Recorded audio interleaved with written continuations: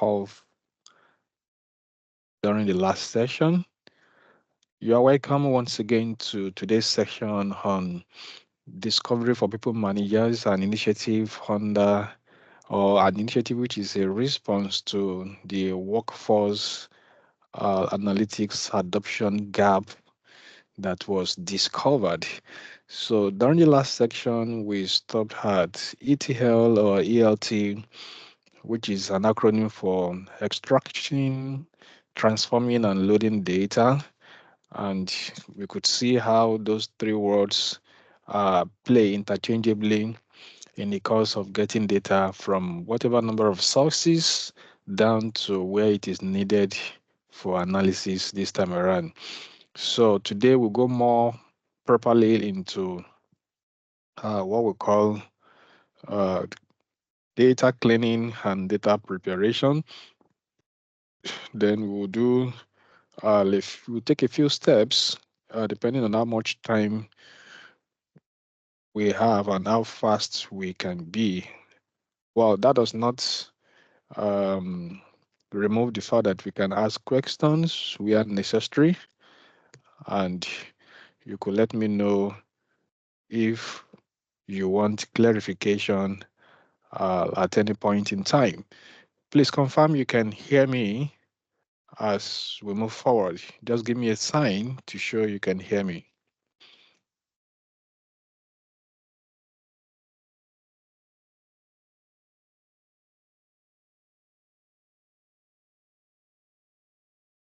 Okay, so we'll do a few practical interaction today in getting a data clean. So for those who are able to start practicing while the class is ongoing, I'll give you access to the data to be used. So I'll be putting that in the meeting chat now. Where is it now? Chat. So that's where the data is on the shared drive.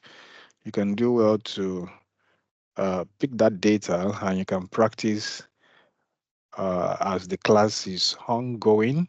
Then, just as a way of reminder to everybody, whatever you have practiced or taken time to do based on the previous sessions we have had, you can as well share that with as many people as possible on the platform so that we can see each other's progress and also be encouraged by what each person is doing. It's a network of people dealing with this gap of data analytics adoption gap, which we are dealing with. So do well to do that and share as soon as you have completed any section. Even if it is just a repeat of how the section went and you put it into practice, you can share that progress. It is an achievement on its own. So these are the steps we'll be taking in cleaning a particular data set I've already shared. So we'll be finding duplicates, fixing and removing the duplicate if we have found them. Then we could as well finding empty cells and what have you. So let's just move straight away to that and see how we can move. All right, so finding duplicates. This is an example of a data set that has some issues, and you cannot just go ahead and start analyzing this data. You will have very, very unreliable output. All queries you are going to start issuing or calculations will not work fine or will be inadequate because a number of impediments can be seen right on this data. I can see different columns. I can see some of the columns having cells that are empty, which we call blank cells. I could see some of the columns having their entries in uppercase together with lowercase. Some are left aligned, some are right aligned, and some of the entries are equally unnecessarily having values as zero, which ideally should not be. For instance, a unit cost, if you see column O, a unit cost cannot be zero. So that shows to me as an assessor or somebody looking into this data that something is fundamentally wrong here. In O6 is showing $0, and that is not expected to be. The cost of an article or a product cannot be zero. Also, the unit price of a product here is also zero on this side, which is cell P10, and equally revenue value is showing zero here at S10 and also at X24 and what have you. So we will look into finding a way to fix that. The very first one we want to do based on the plan here is that we want to find duplicates. How do we find duplicate? So we quickly go back into the data set, which is this, and if you look at the data set very well, you need to quickly identify the most important column, which most of the time we call the column that contains the primary key for each data record. Data record in this sense now, the complete observation across a single row, touching all or intercepting with all the columns. And that column is actually column A because column A says order number, and it cannot be duplicated because each sales order number is expected to be different from another one, because that's what will make it different from any other person's order being placed. And that's why when such order is placed and eventually being packaged, it can eventually get to the right destination or the right person that requested for the product. So the sales order number cannot be duplicated. So if we want to find duplicates, the very first and only place we must go is column A because it's the column that is not expected to have any duplicates. Correct. So we go ahead and see how do you find duplicates. You can select the column to see uh, how you want to progress from there. So on selecting the column, you can just pick it this way and figure out how to bring out duplicate from it. So go back to your ribbon right here, press home, and on home I have all these sub menu. I can click on conditional formatting, click on alert cells rules, then move down, you can click duplicate values. So on clicking duplicate values here, just watch on that column A, it will highlight some items if truly there are some sales order that has same with another on the same column. So click that, we should see. You can see we have this A2 and A3 being highlighted, showing that they are both duplicates, and A8 and A9 also being highlighted, which is showing that they are both duplicates. Now, on this dialog box that shows right in the middle of my screen, you can check this arrow sign and pull it down a bit to see, okay, I have selected duplicate based on that selection I made the other time. That's why it's picking duplicate. So I can also check for unique. By the time I click unique, it will show me how many of the sales order number are actually unique, and they are all expected to be unique. On clicking that, you can see it's showing to me that every other sales order number on that column A is unique except A2 and A3, then A8 and A9, just like duplicate had earlier highlighted for us. So that shows that it's working well. So I can select my duplicate again to see, okay, I'm having those two pairs again.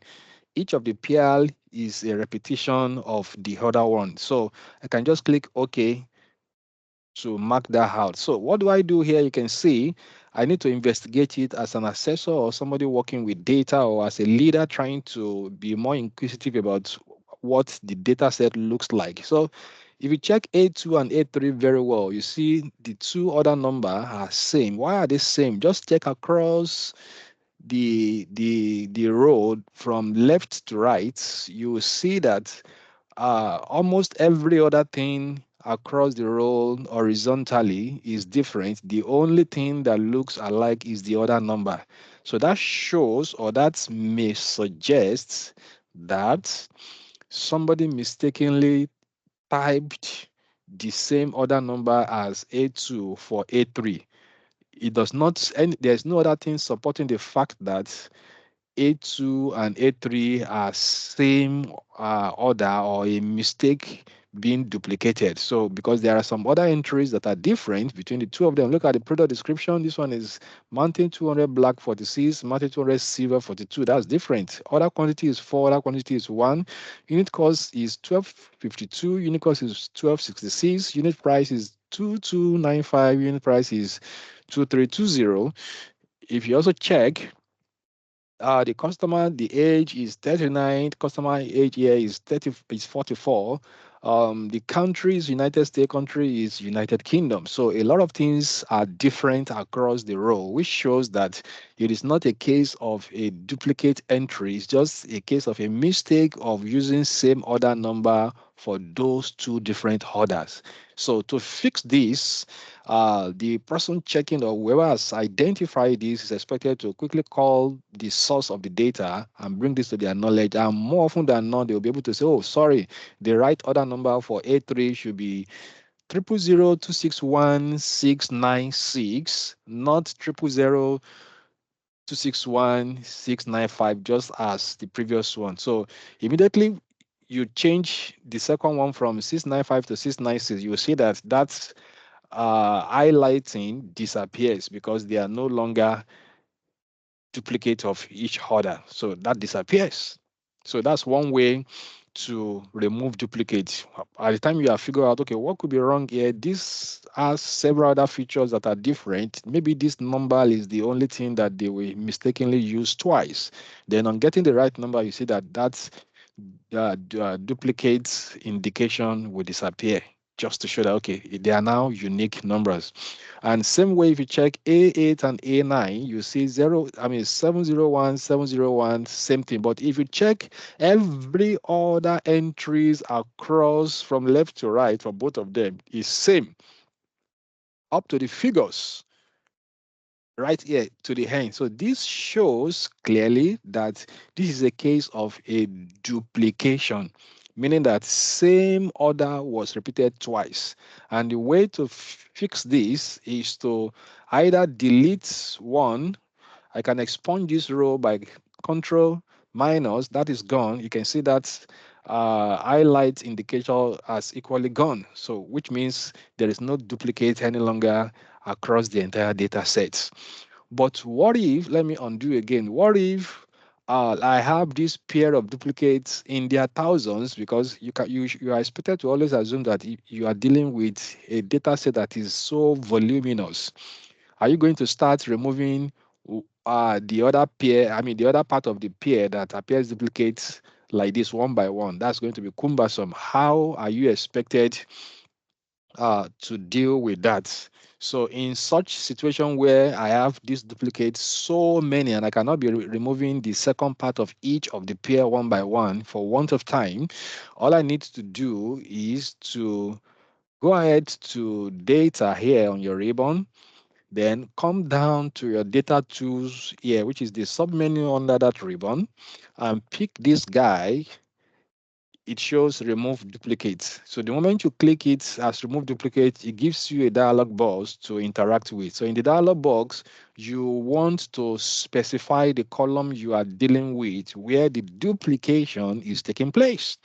So in this sense, all my columns are highlighted. I want to unselect all the columns, one.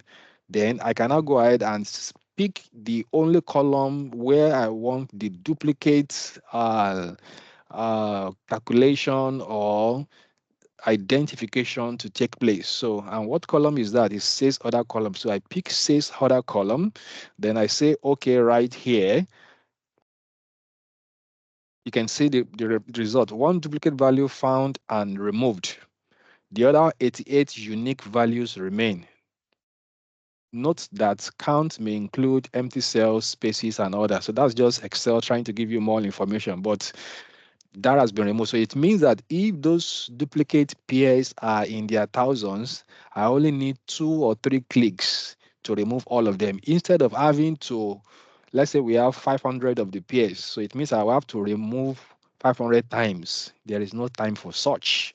You just can just take advantage of the available tools on Excel to get it done within seconds. And that's all done for finding duplicates and fixing duplicates either manually, removing one by one. I've shown that, or removing it automatically with existing features in Excel. So I can say I undo that and I'm back to the original data set. What next? Finding duplicate, fixing and removing the duplicate. Now finding empty cell. How do we find empty cell? Okay, if you check across the entire data set here, you could see there are some Yeah, of the excuse me, Mr. Sanson, please, before you go further, I didn't get the steps you used to delete.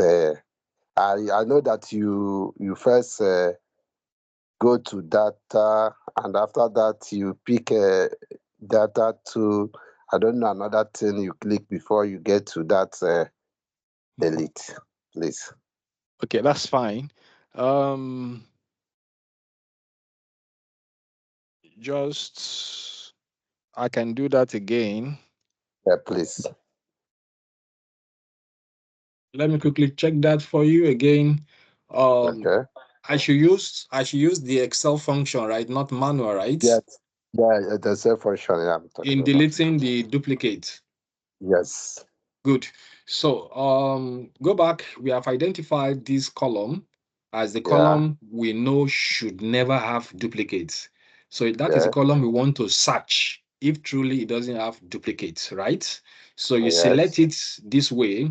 And after selecting it this way, go to your ribbon, pick home, come back here to conditional formatting, pick highlight cells rule, come down to duplicate values. So that will highlight the ones that have duplicate value. When you click OK, even before clicking OK, it's already highlighting it for you. Can you see? So Okay. having highlighted that, I can choose to, the moment I correct one of the other number, either manually by changing it to 6, the other one disappears because I know that there is no other thing different in those two. So it's not a case of duplication, it's just a case of wrong order number being entered. So when I change it, that pair goes. But this second one, I can confirm that it is a case of duplication because by the time you watch it from left to right, almost every other entry items are same. So I can either just highlight the row by picking it here. By the time you click, you remember how we click into a row to highlight the entire row from left to right this way. It's already Yeah. highlighted. Just do Control minus. It will remove that row and that duplication marker or indicator will disappear because there is no other thing looking like the other one again. So everything is Okay. clear. So if I say undo, let me have it again. Okay, I'm now assuming that it's a case of I'm having these duplicates in their hundreds or thousands. Will I start picking one by one like this and be deleting the other part of the pair one by one? It will take time. So all I need to do is just to leave it this way, go to data on your ribbon, you pick data.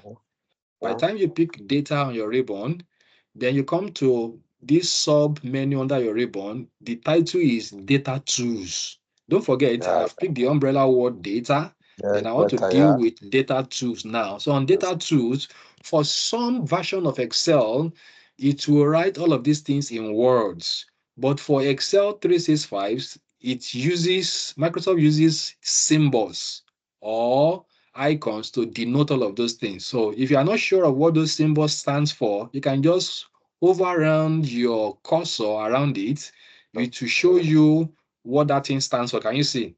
So I just put it Yes. on here. I have not clicked. By just hovering Yeah. around on that icon, it shows to me that it means delete duplicates. So the moment I click Okay. it, it will go into this entire data set and remove duplicates. Okay. So when I click it now, you can see, okay, it's not giving me a dialog box. So I want it to be specific. So I don't want it to just meander around all the columns. I want it to go straight to the column where I'm sure I don't want any duplicates to happen. So I first unselect all these columns because all the columns are labeled here. They have been picked automatically by Excel. Yeah. So I unselect the column, then I now say, okay, only pick order, sales order column, which is this sales order. That's the only one I pick. So I'm telling Excel to go ahead and check only in that column and see if there is any duplicate, then remove the duplicate for me. So the moment I click OK, this red highlight you see will disappear. Can you see? Yeah. Yeah, thank you. I have gotten what I was saying. Great. Okay, That's fine. Thank you. thank you. So doing undo and back now. Thank you for the question. So you are at liberty to ask question, please, for any need for clarification. The next one is finding empty cells. So in finding empty cells, they are also known as blank cells. How do we do that? You can just come here.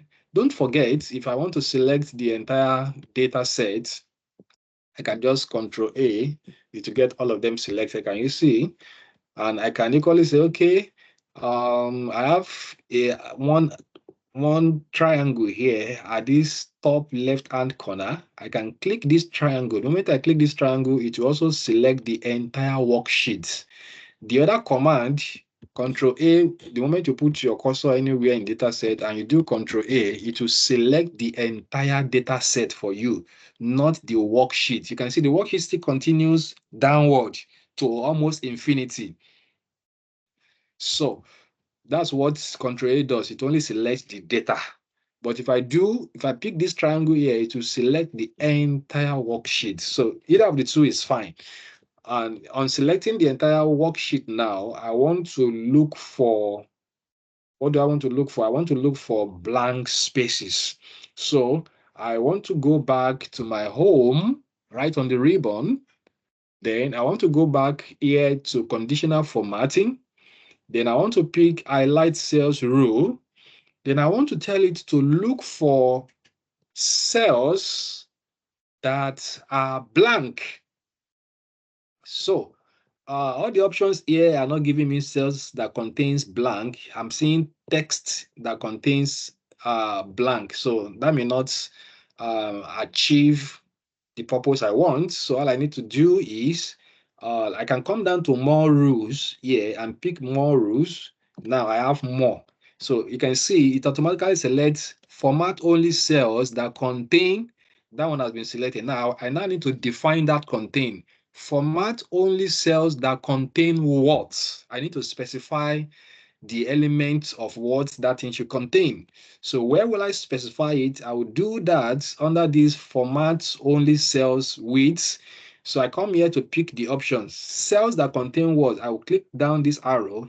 I will see all the options. I'm looking for cells that are blank. So go ahead and click blank at first. So when you click blank,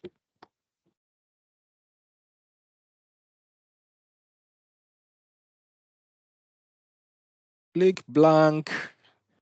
Yep, I want to look for all blank. Then after it looks around for the cells that are blank, I want it to format it in a unique way that they are easily identifiable. So I'll click this format here. So on clicking format, it will give me more options. So I will make sure I click fill. If you click any other one, it will give you another result entirely. So I want it to fill that cell that is blank with a particular color I'm going to define. So I have already selected fill here. If I click on font, it will only color the font, and you may not easily see a colored font in a very large data set. But for a cell that is filled with ink, you can easily see it. So it's better to use fill. So I'll pick fill, then I'll select the color I want. Okay, give me just a dark green for it. I'll select it this way. You can see it has brought out the color for me. So I'll be looking out for this color on this data set to show to me the cells that are blank. Then I say, okay, it has brought it here also. Then I say, okay, can you see now? It has gone to look for me all the cells in the data set that are blank, and it has used what? This specified green color to color them out. So I can easily see it now. So I can move around the data sets to see. All I'm looking for in the data set now is what? Is the green color. Because I know that green color now shows to me a cell that is empty.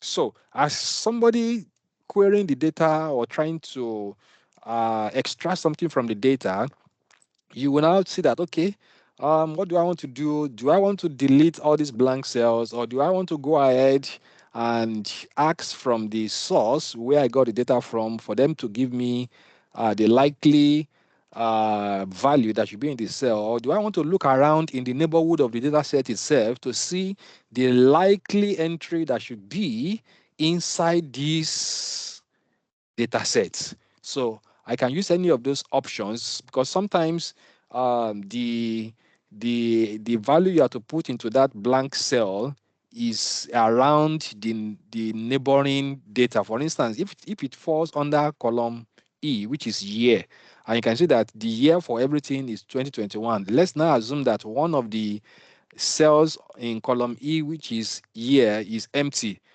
You can infer immediately that, oh, each that empty one should also be what? 2021, because that is the year under review for all the entries.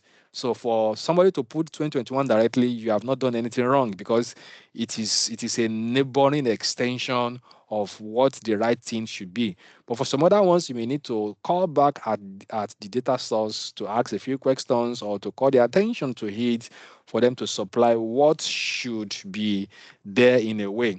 So for this, we have some few entries we can put in there, which are these. Let's say for C11, we can put 8. For G16, we can put youth under 25.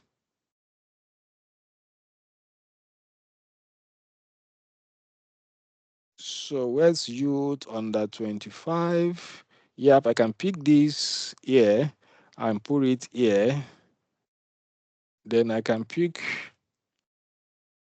here and put 8. You can see those green indicators are disappearing immediately, because those cells are no longer empty. So for the M column, I can put mountain 200 black 42, which is this. I can pick this, put it here. The green disappears. Then for N column, I can put 6, and the green will also disappear as soon as value is imputed there. So that's how to fill blank column. I can undo again for it to go back to status quo. Then we can go to the next thing. All right. That's for finding empty cells and filling it. So the next one is data passing. How do we pass data now? This requires little explanation. In data passing, it means that some set of data are clustered together in the same column, and they are not actually meant to be together. For instance, if you check all these columns, we have sales order. This one is purely numbers, which is sales order number. Date is just date. Day is just 1 or 2 months, like that. Then age group is also giving itself. But if you check further until you get to this side, which is product description. You see that under product description, we have mountain 200. We have another word black. We have another thing 46. So it appears to be that this column actually contain more than one element, and ideally for analysis, each column is to contain just a single unique element. So this one is more like a mixture of many elements which are also good for the analysis. So what you do as a data user here, it shows that you need to parse this data. Parsing is PARSE. You want to break this complex data into the constituent element. You want to break the mixed up elements into their individual space. So how do we pass it? Because until you do that, when any query or analysis is done on this data, it won't come out fine. So how do we do that? You first create an empty column. You remember I will create a new column. Just select, I want to create a new column to the right of this particular column we want to break. We want to break this column. It's containing more than one element. Each column is expected to contain a unique element. See, unit cost is not containing any other thing other than just a single cost, not a combination of unit cost and unit price. So this guy should not contain, more than one entry either. So, but it's doing that. So we need to pass it. By passing it, we'll break it further into smaller chunks, and each of the smaller chunks will now be positioned in their own unique space, which is a column of their own now. So I need to create a fresh column right on the side of it. Control Shift plus, sorry, undo.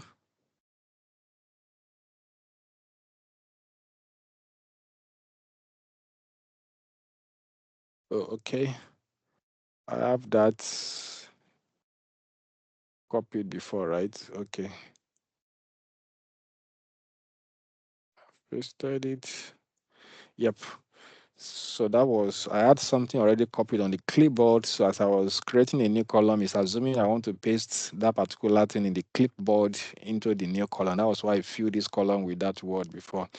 All right, that is sorted. Now, as I'm going to break this guy now, I'm going to break it into this open space. And that's why I create this open space. If you do not create the open space and you go ahead and run the command to break, it won't break it because it will not see any space to split it into. Excel is that sensitive. So you must first give it a space where it's expected to split this guy into. So having created a space now, which is a new column, I go ahead and just, wow, it's already time. Now let's quickly finish this, then we can continue from here later. So I select this, and how do I do this? So I want to break it into another column. So after I selected this, I pick data on my ribbon. Then I come to this data to side. I will click this guy. I want to do text to columns, meaning that I want to break this content here into a new column. So on clicking this text to column, it will give me this dialog box. So inside this dialog box, Excel is telling me that choose the file type that best describes your data. So it is a delimited data. Delimited means it is separated. Now, how is that data separated? By the time you see it, it is separated by space and comma. So it has a delimiter. So Excel has sensed that and has picked it. So that's fine. I will say, okay, then I move to the next one. So on this next one, I will now go ahead to specify which delimiter should Excel look out for. We have examples here: tab, semicolon, comma, space, and others. So if you check the case here, is a case of comma. So I want it to break it from where comma starts across that entire column. So I go ahead to select comma as it is already here. Then when you select comma, you can see it has brought out all the numbers to the side. Can you see here? All these numbers were together with this text before, so it has separated it on the side, and it will move it to the new column I opened down here for column N. So as soon as I click next, it's working on it and it's still showing me what is going to break it out into. Then finish. Can you see now my N column has now been filled with the numbers that were formerly attached to this column M, and that is one. So these numbers appear to be size, so I can just label that column as size. Again, if you see, the column is still having more than one entry. So it's like it's having the name of the products and it's also having the color of the products. So it was formally containing three things together. It was having the name of the products, having the color of the product, and also having the size of the products. Now we have separated the size, but it's still containing two, which is the name of the products and the color of the product. So I need to go further to further separate it or further pass it. We call it passing in data. So I'll create a new column also to the side of it so that you can see a space to break that guy into. I select this guy like we did before. I'll tell it to also text to column. It gives me this. Then I go ahead to pick next. After picking next, previously we used comma because the other one was separated by a comma. But this time around, what is the delimiter between the name and the color? You see that it is what? Can you guess what is there? The delimiter, the separator between the product name and the product color is space. So this time around, I will click space. I'll remove comma. So, So I may not need this. So I'm clicking space and I say go ahead next. You can see now it has removed all the color to one side, remaining only the name of the products. Then I can say finish. Then you have all the colors separated. So see how we have broken that congested column into three different columns, which if they were together, there was no way any command or any code instruction will be able to analyze that thing to be returning error. So those are part of the things one would need to look out for while cleaning data. Some things may be mixed up. You need to see it very well and see what is separating them. Go ahead and separate it into their individual columns and just move ahead. I have overshot the time for another call I need to join. I wish we could have just continued to finish this data cleaning, but we'll definitely finish it by next session. But is there any question? Any question? I would have loved us to finish it, but there's another call. I'm seeing a beeping for the call now, and it's also important I am on that call. What do you think? Yes, any question?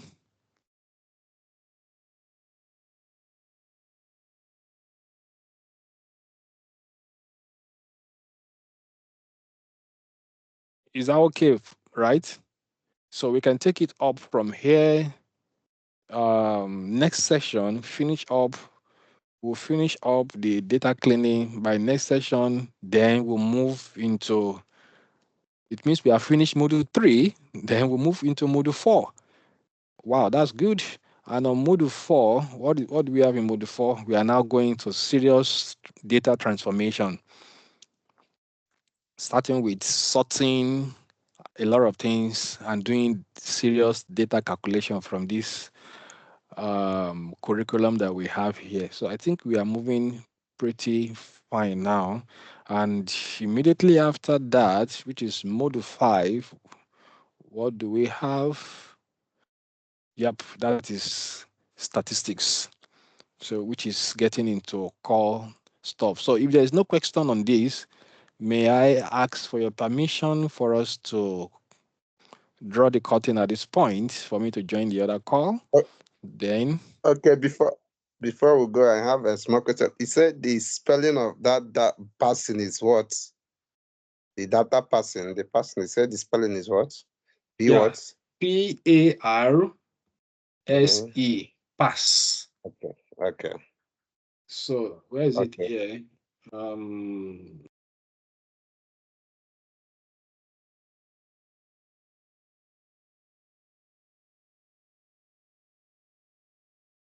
is it step 4?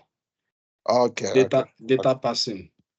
Okay. I have seen We it. have done step 3. We have done 1, 2, 3. Finding duplicates, Okay. fixing and removing duplicate, finding empty Yeah. cells. Okay. Then we And got to data passing. another thing, when you create new column, there when we are fixing those, removing those commas and spaces. Yep. When we create those new column, I will is maybe as we have it alphabetically on top, maybe G, and all these ones. When we create new one, is he automatically putting the alphabet on top there, or you are the one that Yes, input it? yes, yes. Because I'm is seeing that you put the colors and the sizes by yourself, but the alphabet are they automatically input by itself? yes. Excel has that automatically by itself. See, this Okay. bar, the Okay. column bar, Yeah. and this row bar on the Yeah. left, you can Yeah. never touch it. You can never do anything about. You cannot change it. Okay. Excel Okay. has power to manipulate that, and it can Okay. manipulate it up to any length. If you want to create Mm, more mm, rows into thousands, it will be adjusting itself. If you want to create space inside, in between two columns, you will create it, then it will adjust itself again and renumber it automatically. It will renumber it okay. alphabetically automatically such that there is no missing alphabet in between. If you are adjusting columns, it will also renumber rows automatically such that there is no missing number in between. Those are extremely crucial to Excel application. It's already automatic and constant. So the only thing you can work around is the content and the values inside the cells. And the reason those things you cannot change column name and row name is because they are the determinant of the name of a cell. You remember, a cell Yeah. is named based on column number and row number. Yeah. Okay. Noted. All right. Any other question?